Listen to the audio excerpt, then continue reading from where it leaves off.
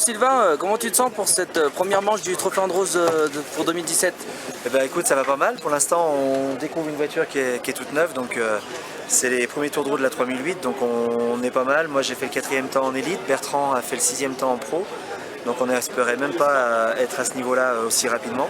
La voiture est toute nouvelle, donc on découvre tout au fur et à mesure des tours, donc c'est un peu compliqué, mais ça se passe pas trop mal. Quels sont les objectifs pour cette année? Cette année, l'objectif, c'est de rester sur le podium de l'élite. L'an passé, j'ai fini 3e du championnat. Au départ, on était parti avec des ambitions de le gagner.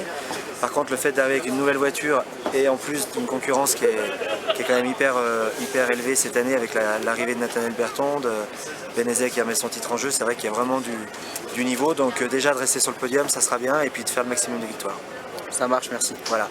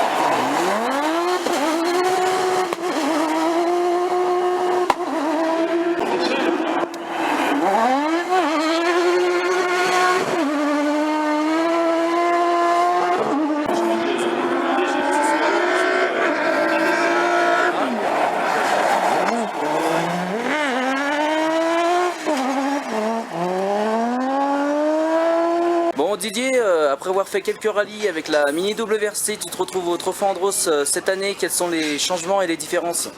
Entre la WRC et le trophée, tout. Il faut complètement oublier ce que tu sais faire en rallye pour arriver sur la glace et pratiquer une conduite qui est complètement différente de ce qu'on fait sur l'asphalte.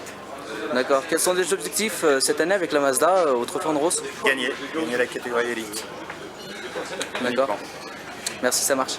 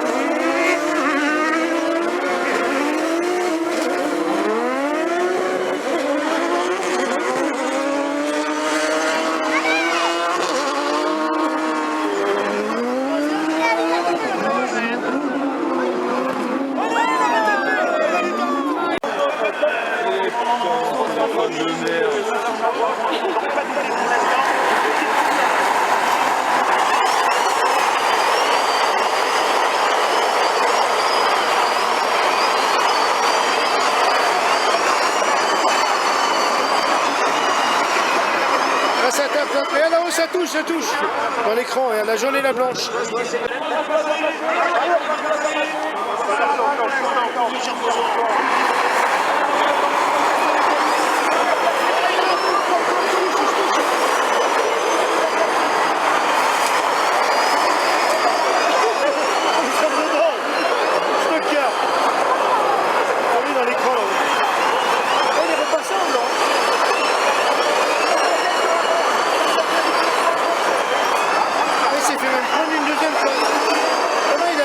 Qu'un autre.